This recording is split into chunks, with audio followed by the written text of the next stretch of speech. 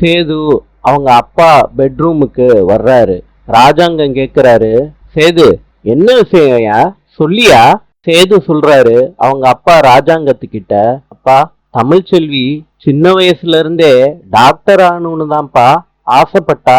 தமிழ்ச்செல்விய டாக்டருக்கு படிக்க வைக்கலாமாப்பா? தமிழ்ச்செல்வியோட லட்சியத்துக்கு நம்ம துணையா இருக்கலாம்லப்பா.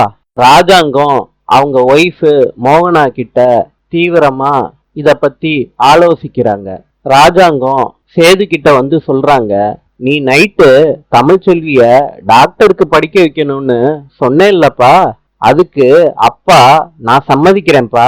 எது உன் சந்தோஷத்துக்காண்டி நீ ஒரு விஷயம் கேக்குற, அப்பா இல்லைன்னு சொல்லுவேனாடா? பாசத்துல சேது வந்து கட்டி பிடிச்சுக்கிறாரு ராஜாங்கத்தை. இத மோகனா பார்த்து ரொம்ப சந்தோஷப்படுறாங்க. நாளை சந்திப்போம்.